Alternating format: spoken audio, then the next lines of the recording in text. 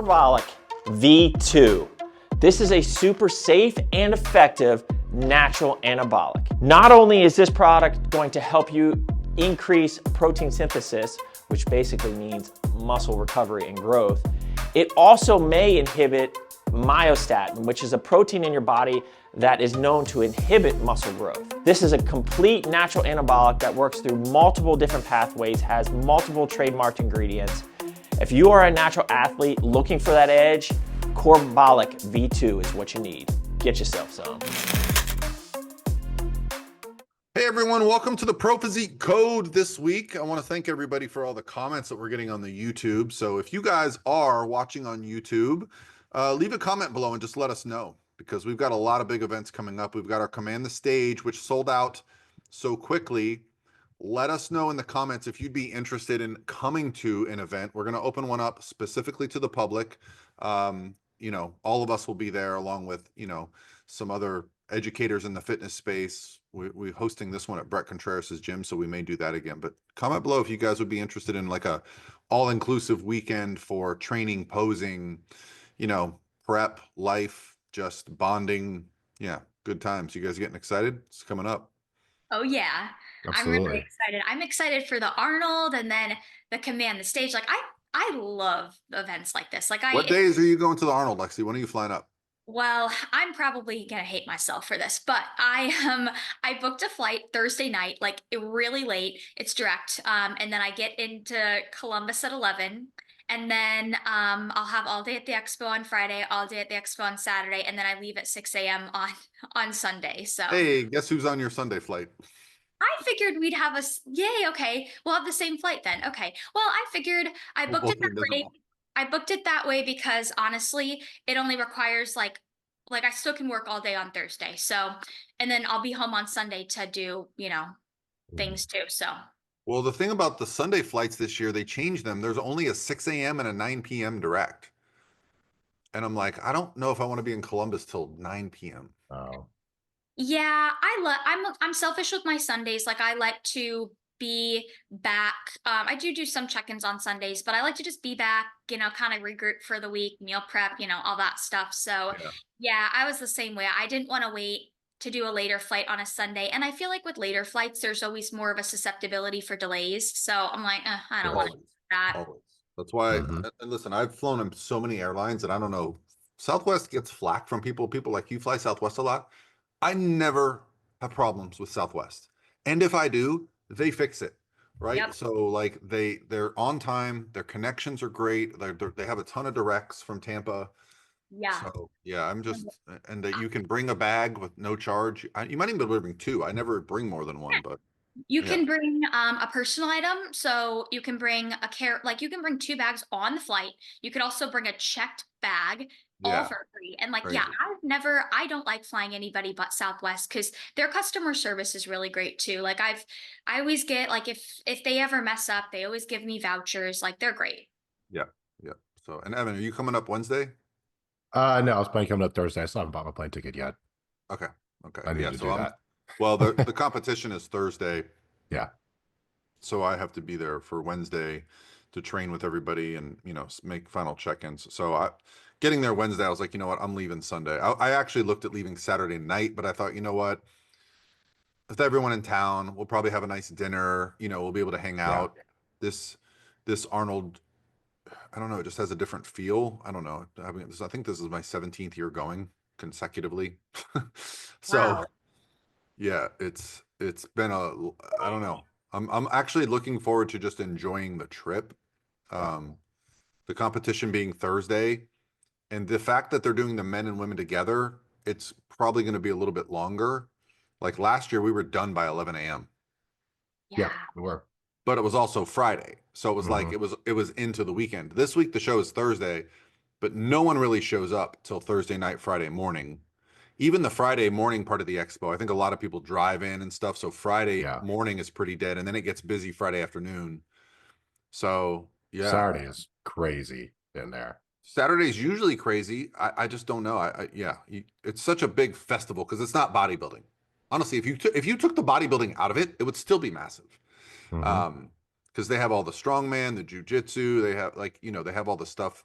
So I'll be in Core Nutritionals, which last year they did like 4 massive booths for all their brands. They're doing one very small booth for all their brands this year.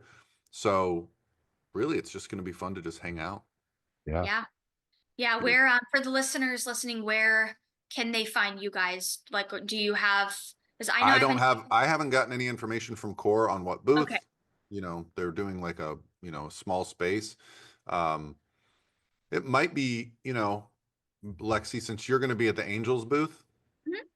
we should ask Kara, like maybe we should do like a pro physique meetup at the Angels booth, like pick a time so we can just have a bunch of people come meet us. Cause that's one thing I do enjoy about the booths is being like, hey, I'm going to be at this booth at this time.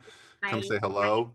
Cause Yeah. that's what yeah. I do when I go to the expos. I find out where the people I want to see are. Yeah. I Yeah. go see them. No, we'll be, so I know for sure the Angel Competition Bikinis booth is going to be booth 500. I don't know where that's in relation to the stage. Normally their booth is like right by the stage. Yeah.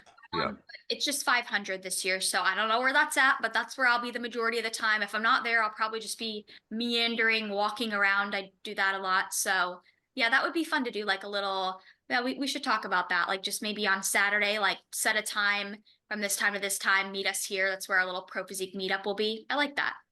Yeah. So anytime I've ever done a booth like the Olympia or shows like nationals, no one wants to face the stage. So I love it because I'm like, yeah, I want to face this. I want to face the stage. But a lot of the vendors don't want the crowd of the stage blogging up there. And I'm like, no, you know, Yeah, I get that, but also I remember last year at the Arnold, the Angel Competition Bikinis booth, it was like on the side by the stage, so it was like not a lot of crowd there, which was kind of right. nice. But Yeah. it's nice when you're working the booth because you can like simultaneously watch Yeah. the show. But I definitely plan on like getting in and like getting a seat though for the bikini portion of the show to watch.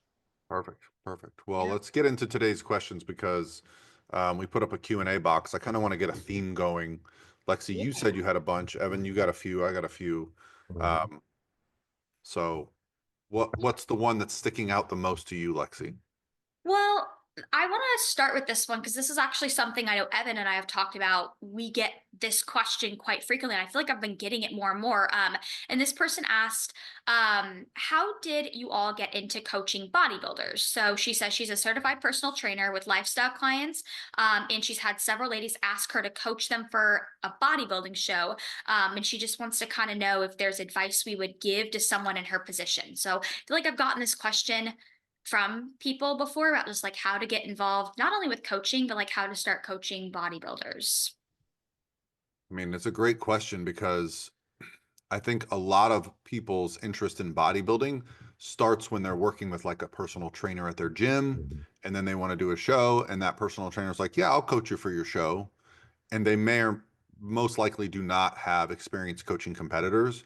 That might not be a bad thing, right? Because I'd rather someone be coached by someone who's a newer coach but is a little bit more temperamental with their adjustments versus the people that I consider to be the bad coaches of the industry, which there are many. Um, but I think first and foremost, when I hear people say like, "Oh, I want to coach competitors," you better get your ass on stage. Yeah. Step one. Like I would never let anyone I know work with a coach who's never competed. They do not understand they just don't understand the psychology. They don't understand the physiology. They don't understand the challenges. This is where you see coaches writing programs that are like, ridiculously low calories, tons of cardio, like no carbs, no fats. I've seen some competitors, like YouTube channels where they're basically depressed because they worked with these coaches that have put them on no carb, no fats, tons of cardio. When you know for a fact that that person has never actually done that themselves, right? So I think there is value in, especially if you're going to coach competitors, having gone through the process yourself.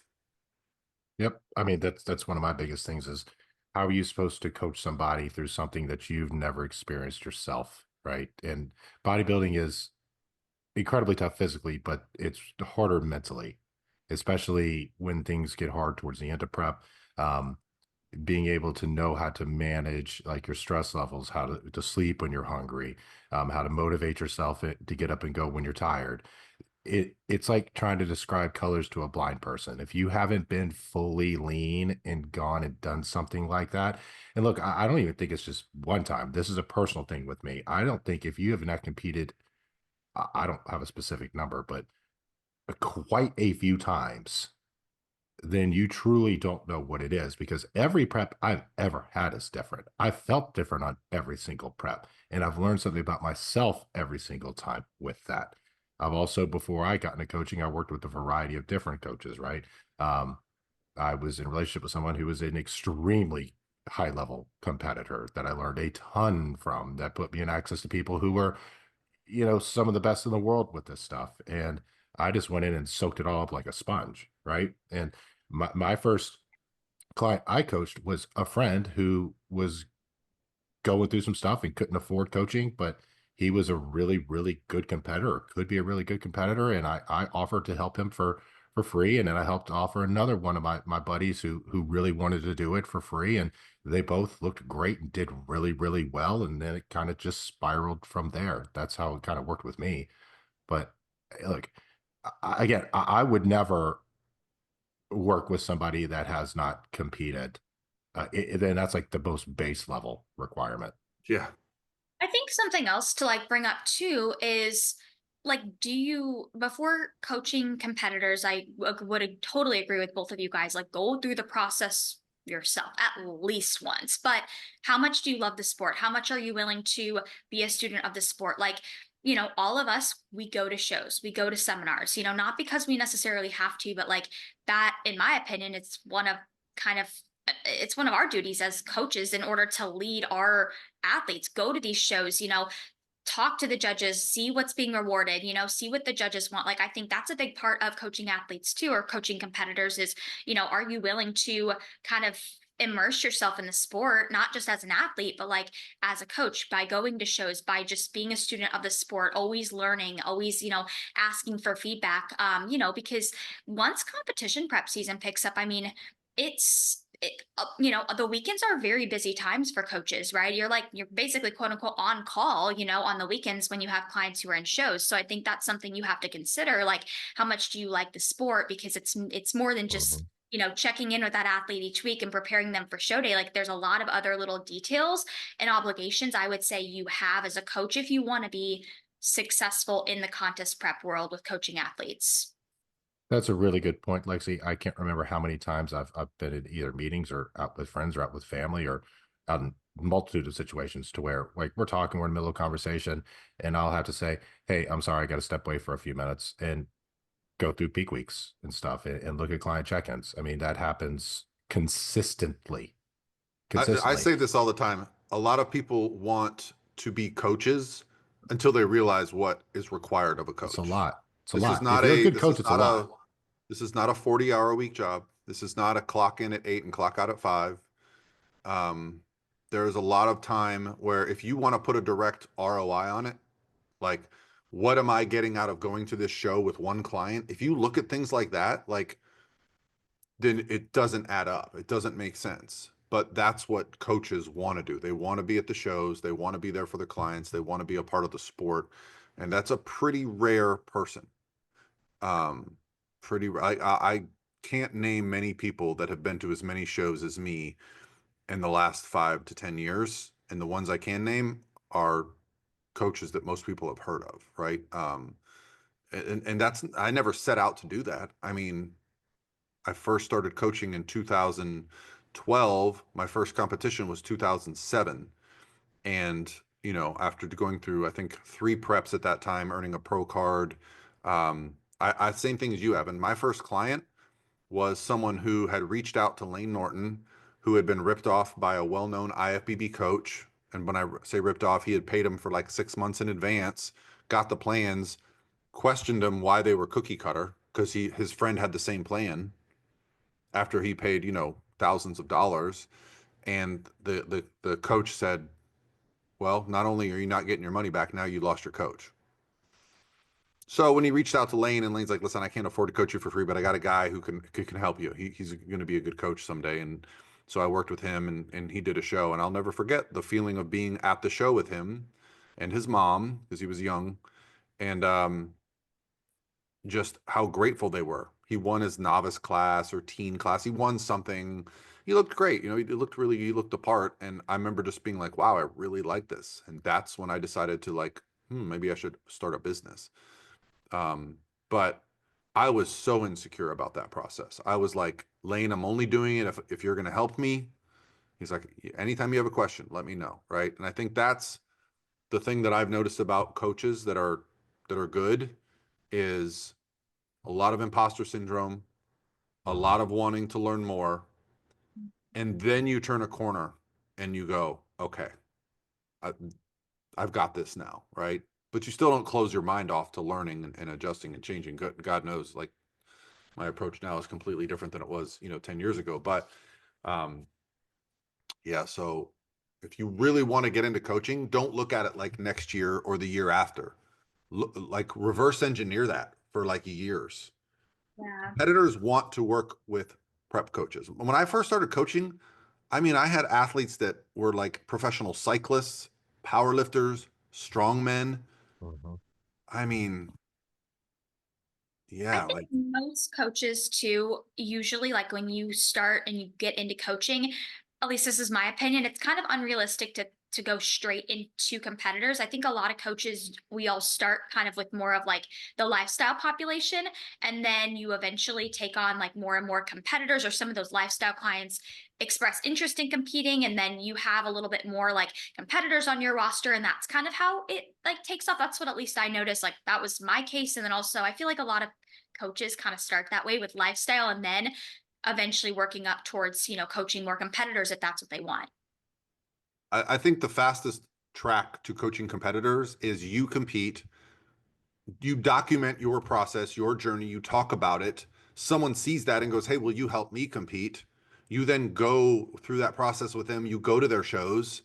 People are at the shows and they go, holy crap, a coach that actually gives a shit. You cannot imagine, you guys know this, but we're backstage at shows, and literally the next day, the next week, the next month, 6 months later, you get a message. Hey, I was at this show. You were backstage with your client.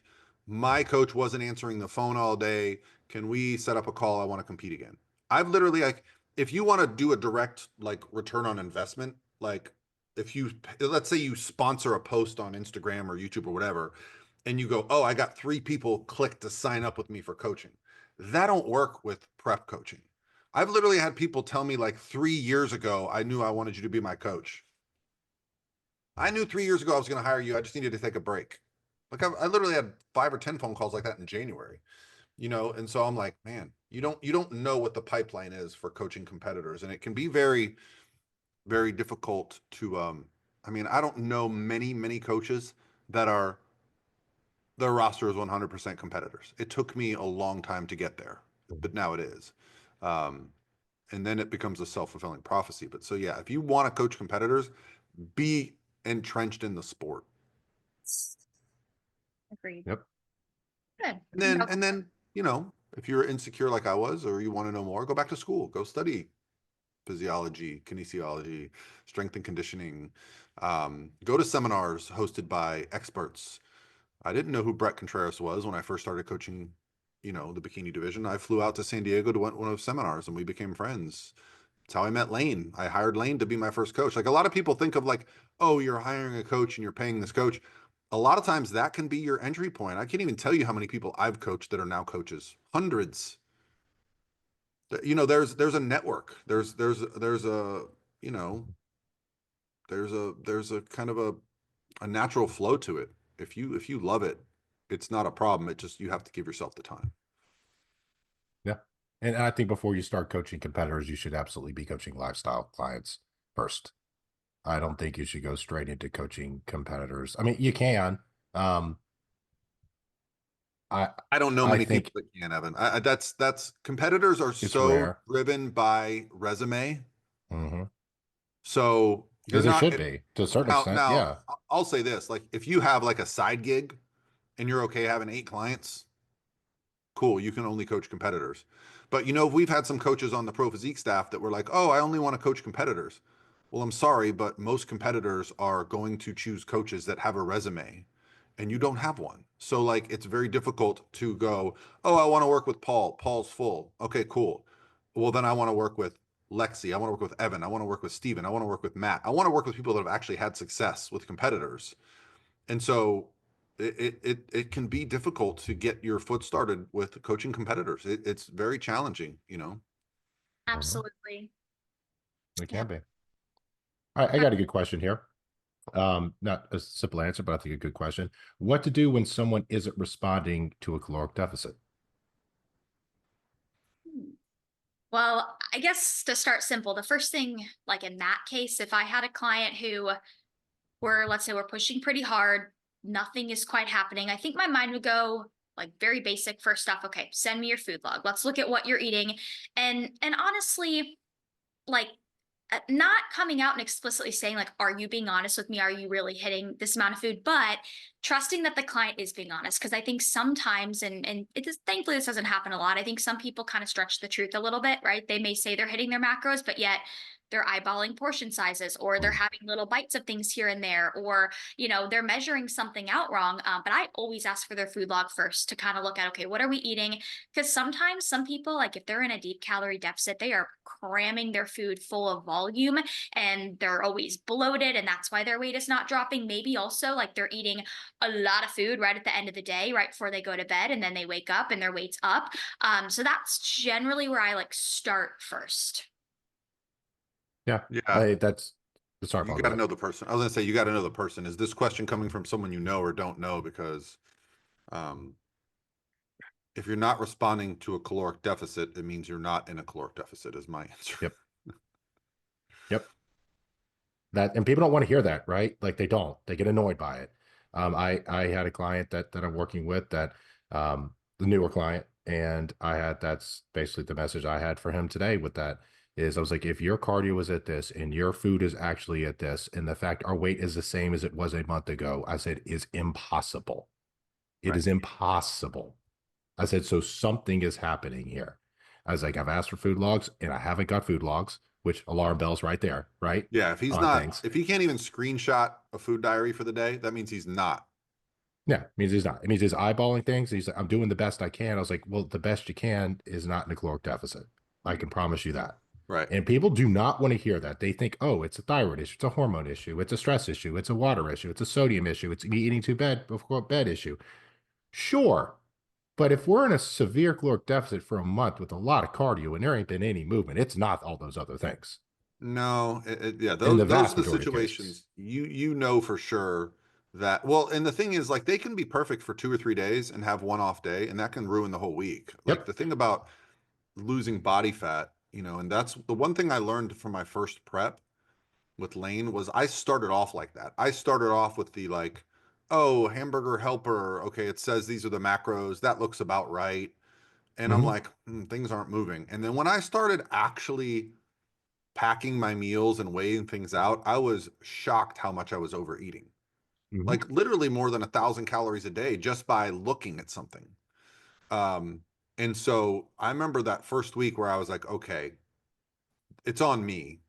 No one's coming to my house to do the work for me. And I did all the work for a week. And I remember I dropped like 3 or 4 pounds that week. And I was Yep. like, holy crap. Like I was literally just being an asshole. Um, I think so, and also limiting, like if this person is eating out a lot and like trying Yeah. to 100%.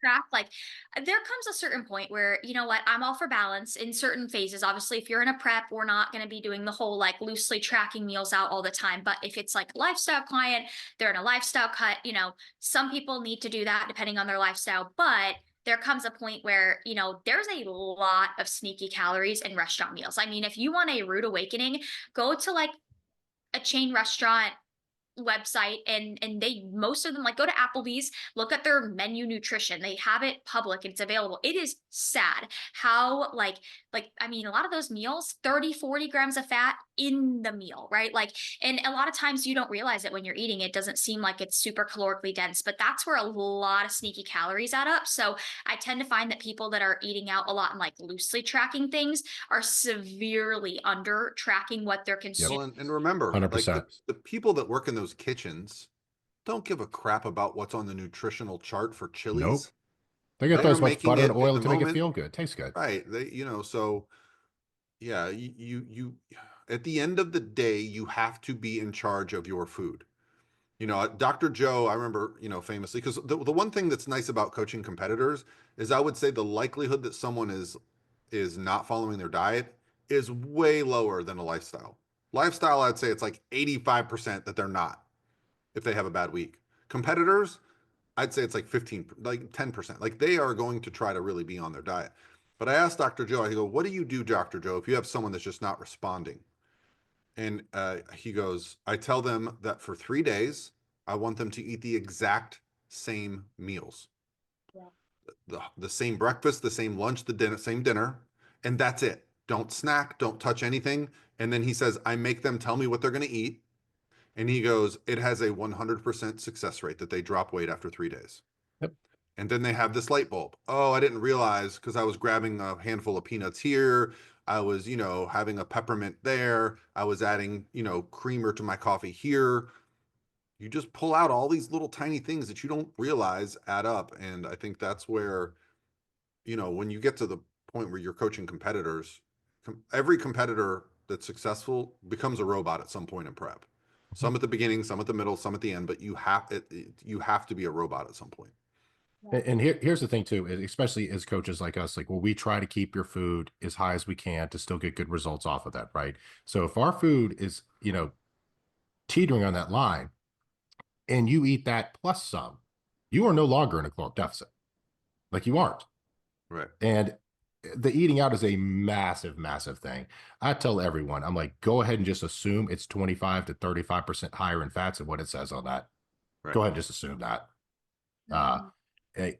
You can order a piece of grilled chicken, and the amount of butter and oil they put in that. Look, they aren't using nonstick pans back there. They're throwing a shitload of oil in everything before they cook everything to make sure it doesn't stick to the pan or ruin. So whatever you get out, it is not going to be as healthy as you get home. People don't want to hear that either. Not as healthy. That's not the wrong way to put it, but it's going to be more calorically dense. It's going to be in almost every single circumstance. Fat and salt taste better. Yes. So when you go out to eat, their job is not to keep you lean. It's to make you enjoy the food. And come back and eat it more, right? Like that's the point of this. So that's what I say for people with it. I mean, look, in specific circumstances, can inflammation play a role? Like if we drop food hard and raise cardio and stuff doesn't move, yes, that can be a thing that happens. But it is not a thing that happens for a month on end. Right. It doesn't happen. No, you nailed it, Evan. First thing, if you're not dropping weight, hey, cool, give me a diet recall. Give me your food log for the last 3 days. Yeah. They haven't tracked and they can't send you a screenshot. Like you said, red flag. And I had a couple updates yesterday where I had to have some tough love. It was a holiday weekend. It was Valentine's Day. It was this, it was that, and one of my athletes who's about, 12 weeks out, which is a lot of time, but it's not a lot of time, was like, well, I had this on Friday, this happened on Saturday, I'm not dropping weight. What do you think the problem is? And I was like, well, you literally said it in the first 2 sentences. Right. Right. How many times I get that? And I'll say this, the leaner you get, the better you have to be. Like, me and Evan can literally drop weight eating out 3 times a day right now. Well, at certain points at the start of a prep, but at the end of prep, like I'm not touching anything that I haven't made myself. Yeah. It's funny how many sometimes check-ins, like I'm sure you guys get this too, where you'll get a check-in, a client, will admit, hey, I was off this day or this day. They're like, I didn't drop weight. Let's push a little bit more this week. And I'm like, we don't need to change anything this week. Literally, we need to have 7 days of sheer consistency. And another thing, like to Dr. Joe's point, like you mentioned, Paul, of if a client is not dropping, making them eat the same thing for a couple days at a time or even a week. I do that same thing too. I'll tell clients, okay, let's come up with a meal plan that we can stick with for the next 7 days. That way we limit any variability day to day. And then furthermore, switching from like having all whole food sources. That's another thing I'll usually tell them. Let's do all whole foods. Let's eat the same thing for the next 7 days. And I would say 99% of the time that gets weight moving. And another thing, that gets weight moving almost every single occasion is I will have like a come to Jesus meeting with them and say, hey, something is not adding up here. I need to see food logs next week of every single day on exactly what you had.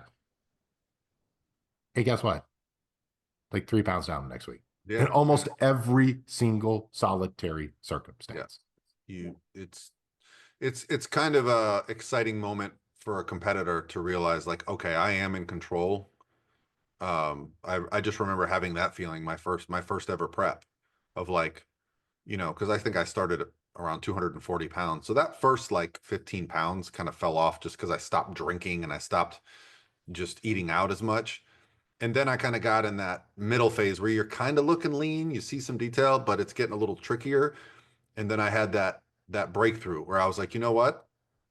Like, because I just had this mindset of like, okay, I'm not going to let other people do something I'm not willing to do Yep. if I'm going to get on a bodybuilding stage. And that's kind of the mindset you have to have. You have to be willing to go, okay, these athletes are willing to eat, these same meals for months, to live like a monk for months. So I'm not saying that that's the only way to be successful, but you need to have some of those elements in your life. Mhm. And the one thing that you can control them over anything is the food. And for anyone that's listening right now and they're in prep and they're still trying to be flexible and eat out, that creates so much stress. And as soon as you start prepping your meals in advance and you go, oh, it's 1 o'clock, it's time for my 1 o'clock meal, there is this innate sense of like, wow, I got no stress from my meal. I know I hit my numbers today. You have all this extra free time because you're not trying to weigh something out when it's time to eat. It's very freeing. It's almost like you're like, why didn't I do this sooner? So give Yeah, it a go. and this is what I say to people, because like will or athletes will come on and they'll say, I just don't know what happened with my weight this weekend. Yeah, I had a couple drinks on Valentine's Day at happy hour, and then like we had a few appetizers and I had a few bites of desserts, but it wasn't bad. I'll tell you this, Super Bowl, right? I would say probably 30 or 40 of my clients said, hey, I went to a little Super Bowl party, but I stuck around my macros here. I don't know, my weight's up 3 pounds. Almost every single one. I'm like, well, you Right. didn't stick to your macros if your weight's up 3 pounds. You didn't. And it stayed up. It didn't go back down. And the way I've always described it is, look, if I go out and I have, a bunch of drinks on a Friday night and I wake up on Saturday morning, I'm like, damn, why am I tired and hungover? Like, why? Huh? You know the answer I because slept I good all drank the week. I night don't before. understand. Yeah. No, And that's the same thing when it comes to food. Well, I just don't understand why this. Yes, you do. Yes, yeah, you do. You there comes a absolutely understand what happened. there comes You a just point. want to act like you don't. Yeah, there comes a point where you have to be real with yourself and you have to be accountable. And I think that's a really hard thing for a lot of people, like just in general to do. Not a lot of people want to be accountable to their actions, but like you have to learn that lesson as a Mhm. bodybuilder. Like it's a cool thing that like in the sport of bodybuilding, it is something you can very much so control in your life, right? You Yeah. can generally control how your body responds. There's a lot of things in life we don't always have control over, but like bodybuilding is one of those, and that's a cool thing to think. But it does come down to you have to be accountable and you have to be honest with yourself sometimes, and you have to be okay with calling yourself out when needed. It's not going to do you good by just continuing to lie to yourself all the time. So. Nope. Nope. So I have a quick question too, and I answered this on my Instagram yesterday, but I'm curious to hear your guys's answers. This person asked, do we think as prep coaches, somebody could go through a prep with just a home gym, but furthermore, just dumbbells? Curious what you guys think. Because I know Could my, they but could they do it and be a good competitor and be competitive? No. yeah, No. Just dumbbells. Because if look now, if they have a large foundation of muscle already, then maybe. But if someone is only willing to go through a prep with just dumbbells, there's no way they have a significant amount of muscle in their body, and no way they have enough muscle where they need it. There's no way. There's no way. I mean, unless they are a completely genetic outlying freak, there's no way. No, absolutely not. I would agree. I always say if I'm gonna like if we're gonna be a good competitor and you're prepping out of a home gym, ideally like I'd like to see dumbbells, a barbell, plates, maybe a cable system, like a nice home gym. But And I that's still not enough. Like, how are you supposed to do a lot of leg movements with I that? Well, and I even find, Limited. like, I'm sure you guys will agree with this. I find that, I think home gyms can be great. I know a lot of people like them from the convenience standpoint, but I don't know about you guys, but I find that I push 10 times harder in the gym with the Mhm. atmosphere. Like, I have an apartment gym. I don't use it ever. It's convenient, yeah, but do I go up there and ever use it for weightlifting? No, because when I go up there, I have no motivational drive. Like, that atmosphere, it's not doing it for me. And I think, like, a lot of times in the thick of prep too, it can be so beneficial to go to a gym, be in that atmosphere, see other people around you busting their ass, and that makes you want to push harder, right? Whereas if you're just training alone all the time, I think that there does come a point where you just kind of start to go through the motions and it becomes monotonous. So I think there's a lot to be said for like your training atmosphere too.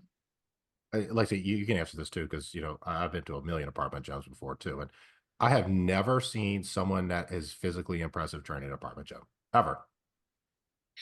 And that's not degrading people that train at apartment gyms. We're talking about competitors here. We're talking about being the best you can and getting on stage.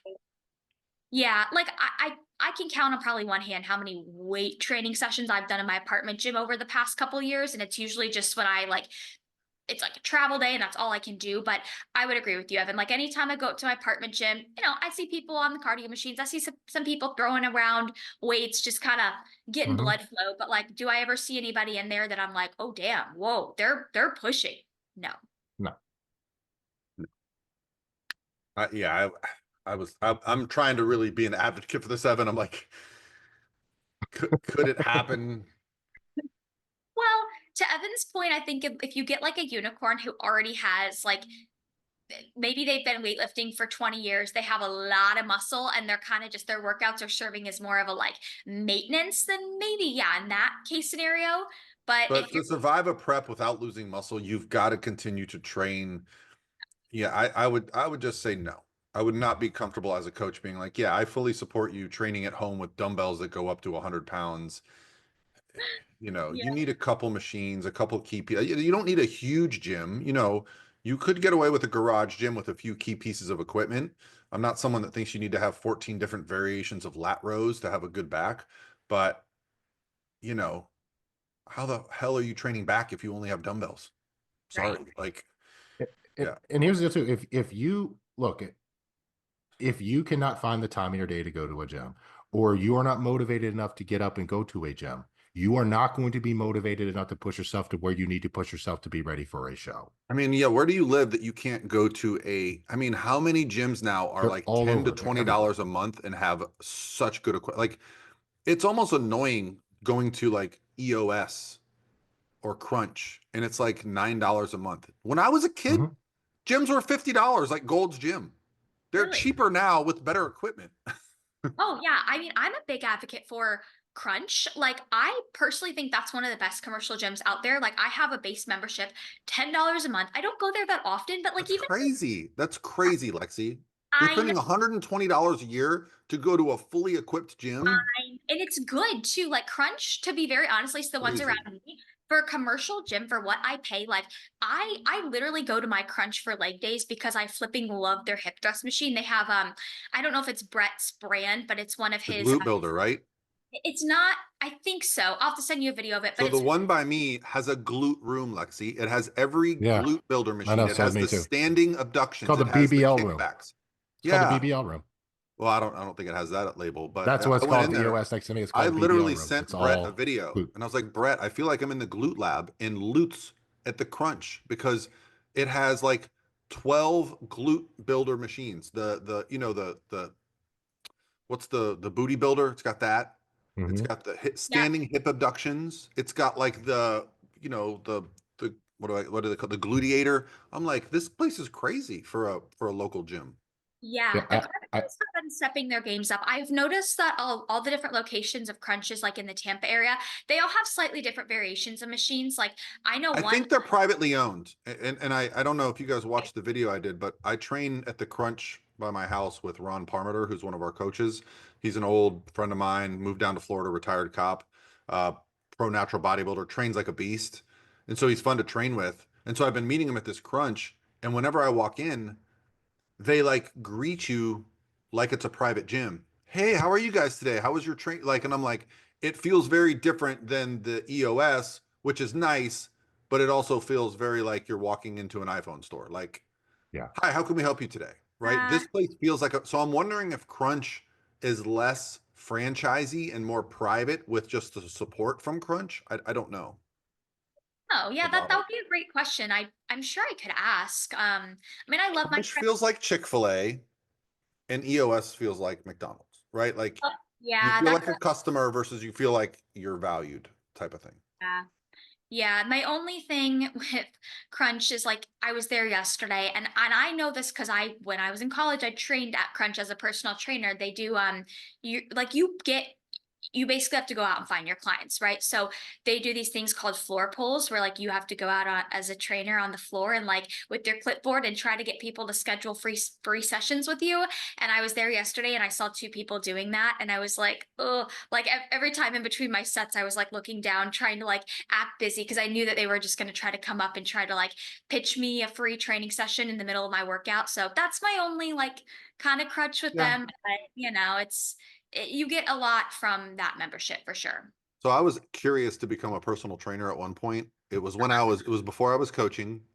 And I was like, maybe I could just do like personal training part-time nights and weekends.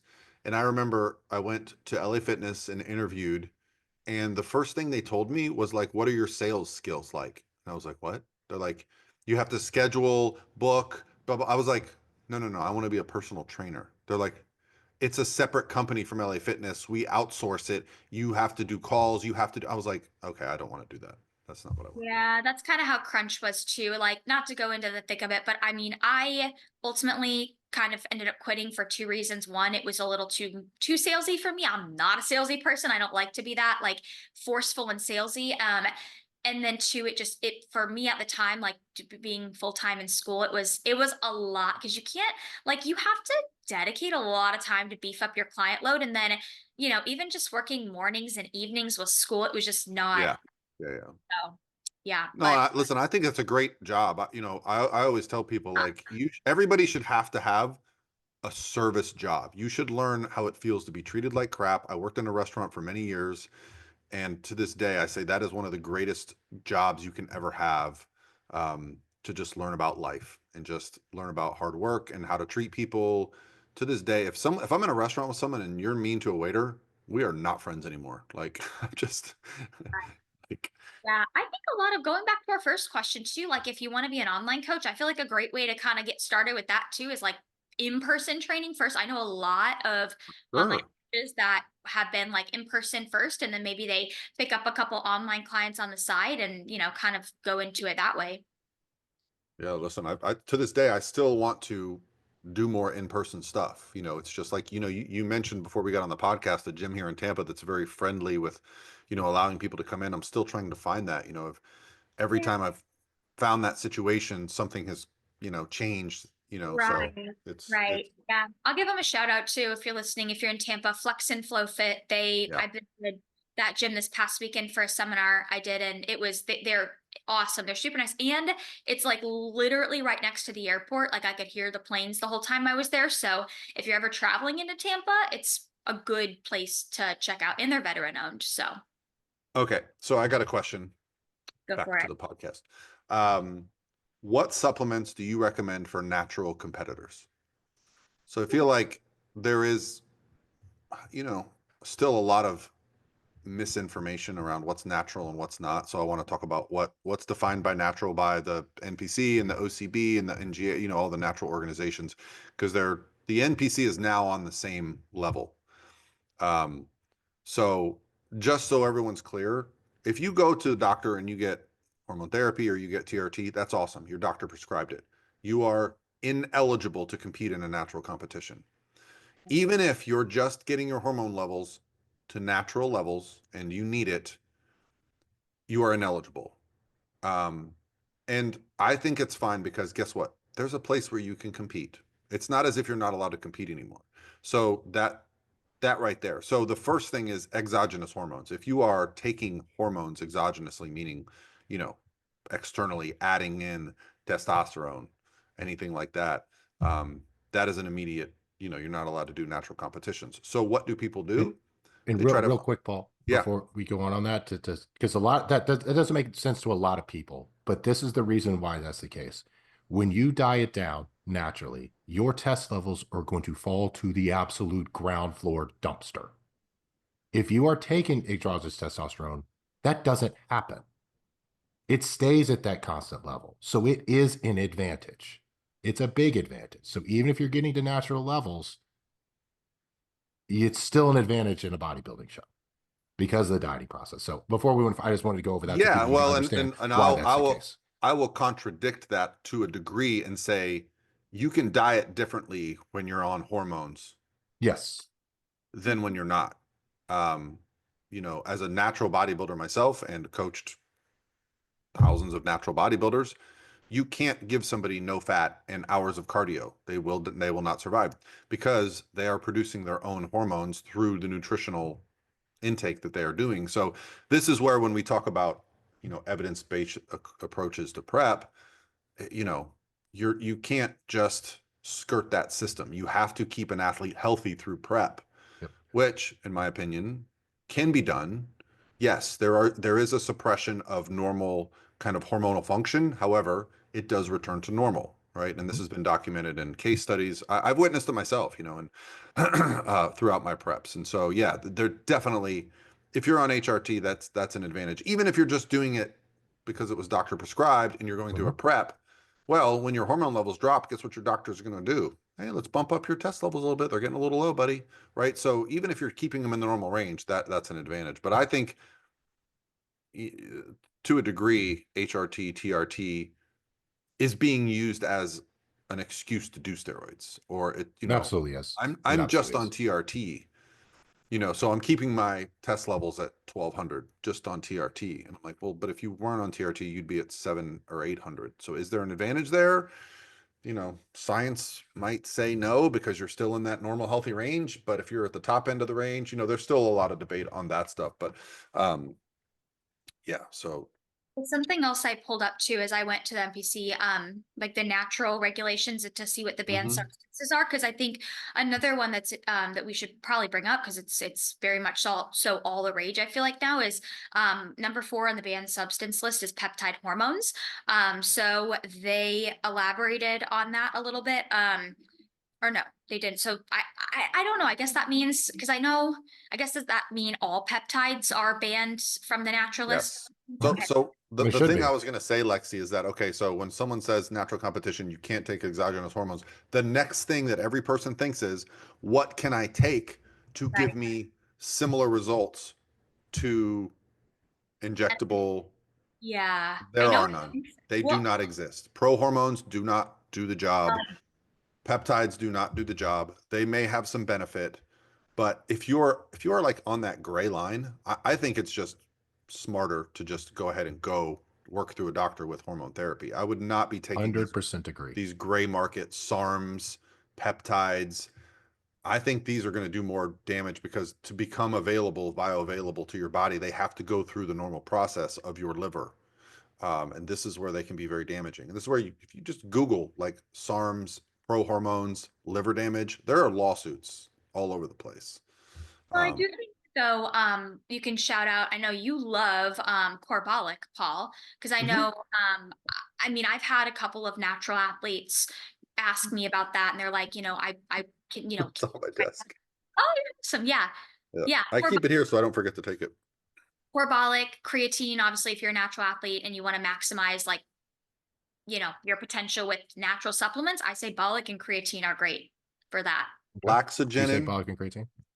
Yeah, I mean, creatine's kind of a known commodity. If you are not taking creatine and you eat less than 24 ounces of red meat a day, you're missing out on some benefits. It's remarkable. My number one supplement, hands down, for natural athletes, and this is something that's I've been doing for years, is Core Hard. And again, I keep it on my desk here.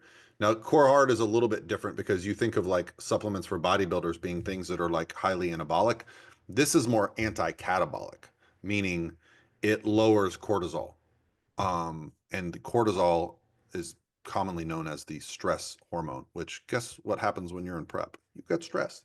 So I find that athletes recover better, they sleep better. The one thing I noticed on this, we can all like remember times in prep where you're you get a little bit snappy. You get a little bit quick to anger. Yeah, I immediately notice when I start taking this, like how much calmer I feel. How like something that would normally set me off doesn't anymore. Um, and that's that's I the didn't. cortisol. I feel like that's funny because like randomly I'm thinking my mom could benefit from taking that because she called me this morning and like she was just not in a good mood and I said something and she's like, "Why are you snapping at me?" I'm like, "I'm not," but just one of those scenarios, where people get a little snappy. But that's a good note to note that that helps with that. Well, I mean, Yeah. go like Evan, you said at the beginning of the podcast, when you go through different preps, you notice different things. And I remember like after my first prep, looking back and being like, God, I was an asshole. Like there were some days where I was just an asshole. And so the next time I went through a prep, I remember being like, okay, I'm not going to be an asshole. And I was better at it. I still had like the thoughts, the invasive thoughts where I wanted to be like, put that down. I put that there for a reason. And I wanted to be like, what would a normal person think? Right. And Uh, so you do Yeah. get better at that stuff, but this core hard to me is anabolic because it does actually free up testosterone in the human body, because cortisol can kind of dilute those numbers. So it's something I do take year round, off and on, along with Bollock. Trying to think what else natural I competitors. I think well, I think quick creatine number one by a long shot, right? Yeah, A good quality protein supplement is really incredibly beneficial for that as well, and one that you digest well. Not the most popular brand, but one that you digest well. Another thing I would say, and this is not like performance enhancing, but you would think it's not, but it is a healthy body response, right? If your body is in yeah. an unhealthy place, your body does not respond. We could go into hours talk about their food sources in our country and how the fat sources in meats are all pretty horrible these days. So I do think a very high quality omega-3 is good to make sure that we get some good fats in our diet. Because animal Yep. fats, depending on where you get that source, they're probably not the best anymore. Unfortunately, they are not. And it's beneficial to have that. Another is your liver has to be in a very good functioning place, and it is for most competitors, but a good liver support, and there's a bunch of different ones out there, is incredibly beneficial. Um, and those are like my main ones that I always like to recommend. Yeah. And that look, if you're talking about like fat burners and things like that, there are some natural ones out there that are not banned by any of these organizations that can be beneficial, depending Well, if you don't so struggle I with actually anxiety, things like that. helped Core Nutritionals formulate a fat burner because Doug was like, "Do you think there's anything that we could add to a thermogenic to make it better?" And I said, "Well, we always worry about the stress of cardio. So the core burn, which is the one I helped formulate, we actually put KSM 66 in it to help with cortisol. So it's, Mhm. it's got the same ingredient as core hard. So a lot of times I'll have my athletes take it fasted in the morning. Um, it's a thermogenic, which, if you guys hear the word fat burner and you're listening to our podcast, I hope you realize it it doesn't burn fat by itself. It does help suppress your appetite. It does help you have a little bit more energy. There are some factors that it can help you create a caloric deficit through. But I think the old advertising used to be like, hey, just take 2 ripped fuels and you'll get shredded.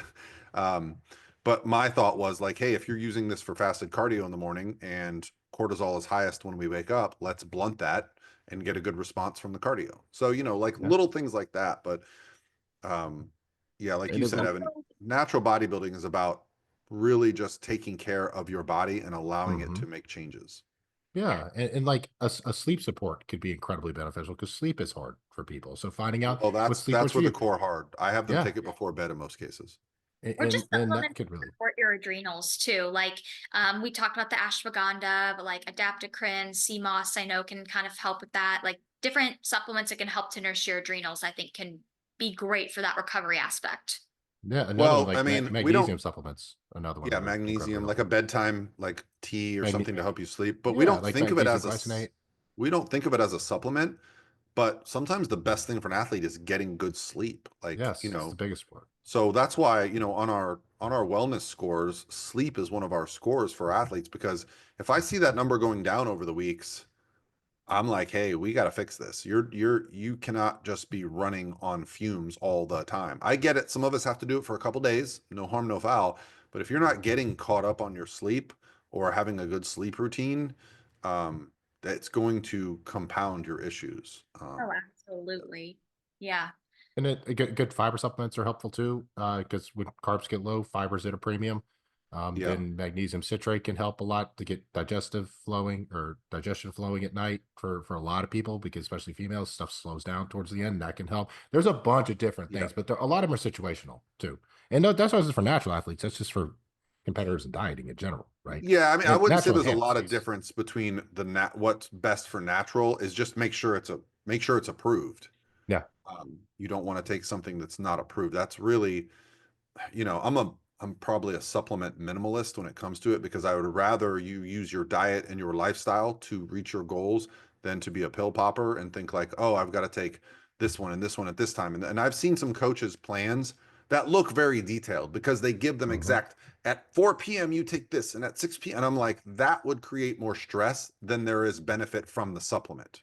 And it Yep. also, like, we've talked about this before, it just also makes the prep way more expensive, right? And I mean, if you're a 21-year-old athlete and you're having to fork out $400 every month for your supplements, that's going to kind of just make it hard too to carry out the sport long term. Yeah. Yep, yep. Well, I mean, and to be fair, supplements should help lower costs. Like, if Yeah. I'm having a protein powder, that's going to be less expensive than any meal I eat. Oh, for Uh-huh. sure. Um, and that's essentially, my protein for that meal. Like, go check the price on eggs, steak, chicken, pork. Um, I don't usually check the price on tofu, but I don't know. Tofu is cheap. Tofu is really It's cheap. It also is. very high in fat, I believe. But like seitan, I don't know the price of vegan protein sources, but like usually whey or a vegan protein powder, like core vegan, the one I take because I'm sensitive to whey, is going to be a great bang for your buck price wise. Yeah, absolutely. Um, okay, I have a question. So this person asks, well, this is an easy one. Do you think there are any current or I guess just pro/Olympians that are natural in bikini or are most on PEDs? So I think the three that come to my mind is like Olympians that are natural: Lana Dunbar, Dayraja Hill, or not Hill, but Dayraja, Right and on money. Brittany Schulman. Those are the three I can think of: natural, I mean, bikini. they're the only ones I can attest to because I coach them Yeah, all. And yeah, and outside of them, I would say zero. Probably not many. I yeah, would say zero. And look, and just because they take something doesn't mean that they abuse it, and no, doesn't mean that they take a No. lot of it. There are levels to all of this. Like I like to equate stuff to drinking. Like there's a big difference between going out and having a glass of wine and going out and having, you know, 2 bottles. 12 shots of tequila. Like it's not the same. Hey, you don't talk about tequila. Hey, I'm not saying which one's more fun either, right? But I'm saying there's a difference to it. Um, yeah, I don't know. I guess this is a conversation for like it's hard to have this conversation, but like it's changed over the last few years. It's gotten aggressive rapidly, I feel like, with drugs that I wasn't even aware of 2 or 3 years ago are now in everybody's prep. um Used to just be one simple, couple little bit of anavar here and there, maybe some clenbuterol. Now I've seen girls come to me on 4 or 5 things and I actually pull them off and they look better and feel better, and just stick to minimal stuff. But yeah, it's I don't know. It's just me, like in my heart, telling you guys how I feel about the sport. I don't like it right now. I don't like what I'm seeing pro bikini girls look like. I see it on my feed. Girls that I've known for years, they they are starting to age themselves, look like men, sound more masculine, and I just don't know that they're going to be happy that they did that long term. yeah. That's always where my thought goes. I'm like, all right, 10 years from now, what are they gonna think? What are they gonna look like? What are they gonna sound like? Like, I don't know. But Girls that are And look, that like are in their 20s that other athletes assume they're in their late 30s and 40s. Like that's drugs. That's not the sport. Don't demonize the sport. yeah, Like like and, like and, Lana and looks younger than most of the girls on the Olympia stage, and she's much older. Yeah. I I know. don't want to say much older, but she's No, So like I remember when I was at the Olympia this past year when she like told me how old she was. Not that she's old, but I just for some reason I thought she was a lot younger than that. I was like, oh wow. But that yeah, just goes to show, you know? yeah. and here's the difference too, and what people need to realize with that is it's you're changing something like your voice and your facial structure and things like that for forever. But that muscle and that look that you're gonna have, you will not keep forever. No, it won't So match. No. it's it's something you got to think about, like how far are you willing to push it for that time frame. Well, and I feel And like the sport spoke. I feel like there's a reason why they introduced the natural bikini division, mhm. followed up by the fit model division. And I don't remember my statistics that I pulled, but I remember the number of competitors for bikini that hit the national stage this year was around 700 versus what 15 1600 a couple of years ago. Total national like that says something about the sport. And I just, yeah. And yeah, I'll show you guys offline, but there's a couple, because I'm watching the people getting ready for the Arnold and I've taken a couple screenshots and been like, really? This is what's getting on stage at the Arnold for bikini? My goodness, how far it's just so drastically changed over the last couple of years. This spiraling. Yeah. All right. Let's do a couple more. What do you, Evan, you have a good one? Let's see. I do have a bunch of good ones actually.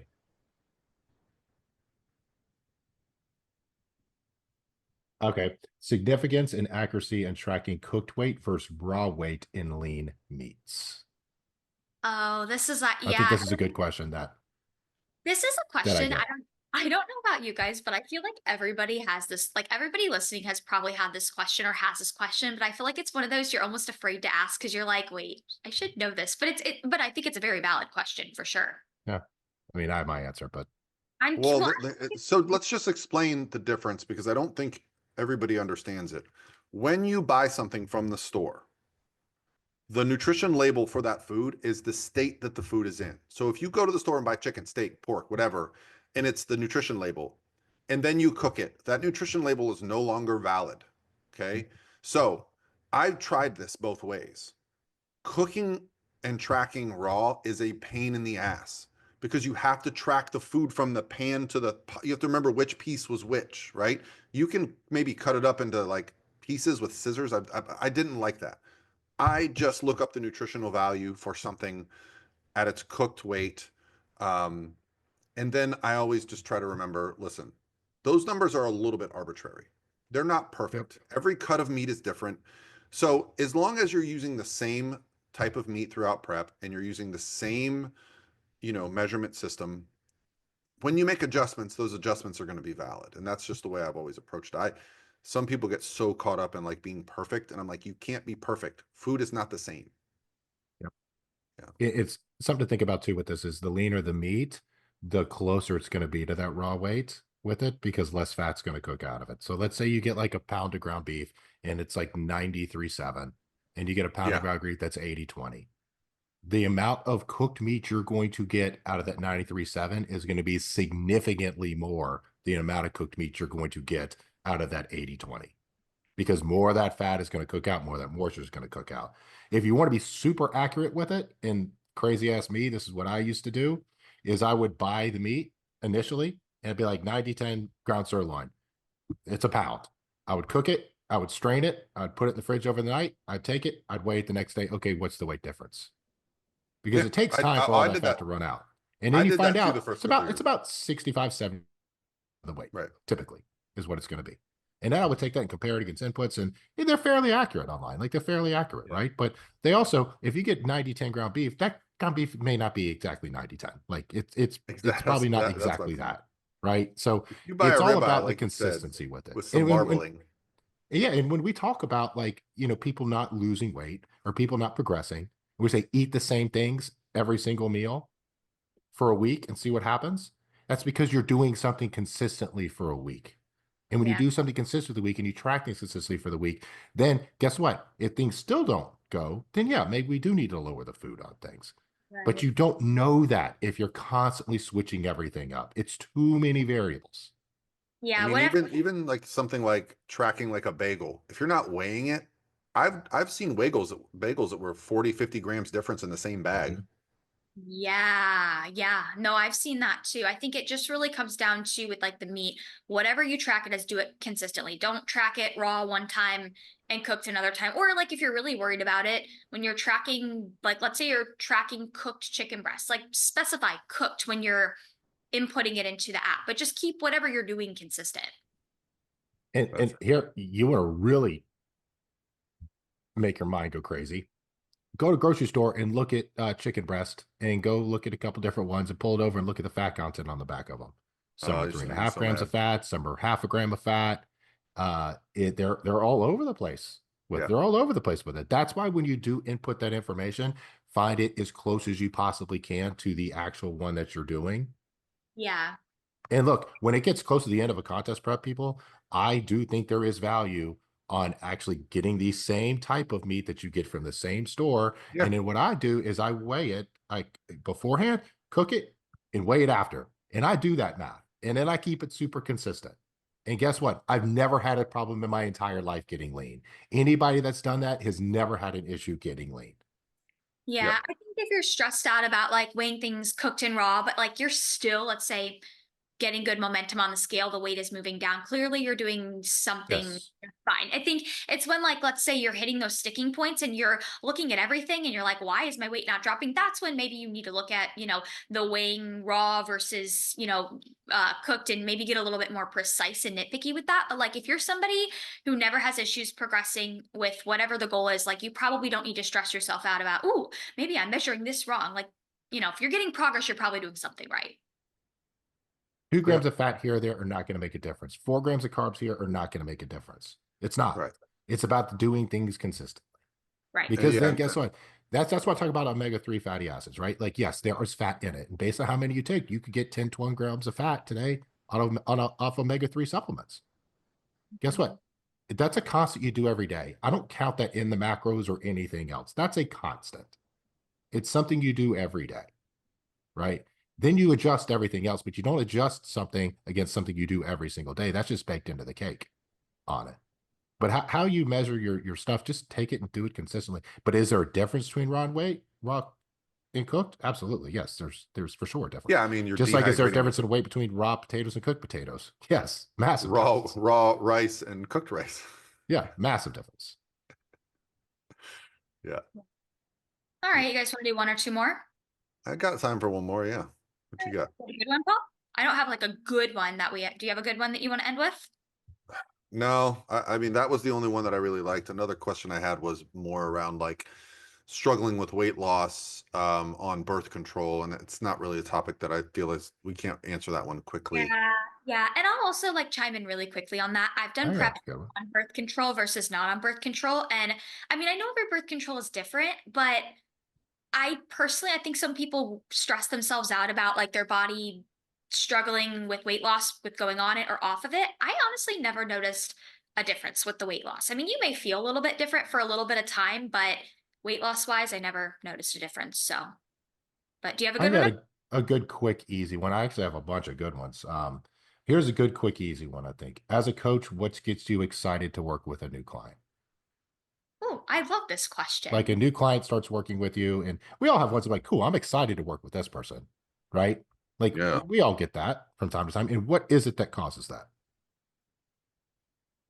I mean, a clear goal Mhm. and, you know, open mindset and then a talent. I mean, listen, there's nothing, I mean, we were just talking about Lana. I remember when she inquired to work with us, I wasn't the initial coach that got her. And um, she responded back to work with me. And I said, well, let me take a look. And I was like, oh, gosh. Okay. Yeah, this is going to be a good competitor. She was very raw at the time, but I just saw like you start to, we can all go sit at a show and watch all the competitors across the stage and pick out someone who has the best potential and they might not even place in the top five. And you just go, if I got a hold of that person. Yep. Right.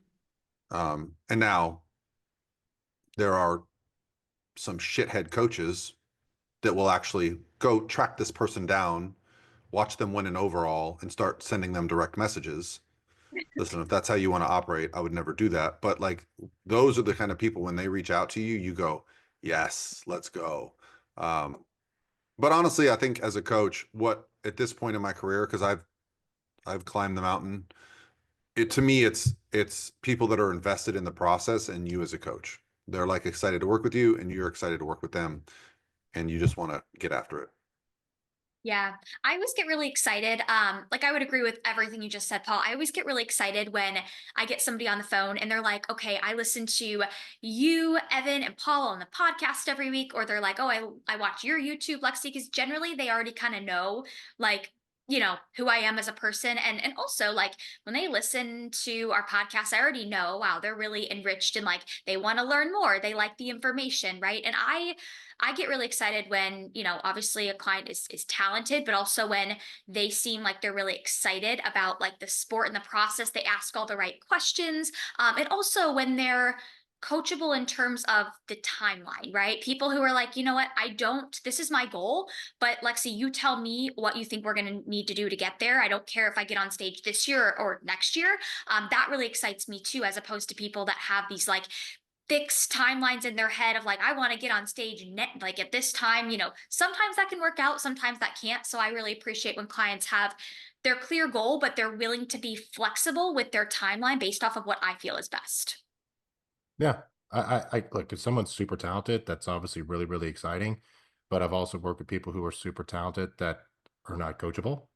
They don't listen, and they are almost a cause of anxiety and stress with that, because you know what they could be if they would just listen even a minute amount. And it's like everything's a debate and everything's an argument and everything is, and I try to meet people in the middle, but some people just and I tell them like, well, then why did you even hire me then? Like, if you just are not listening to anything, why did you even hire me?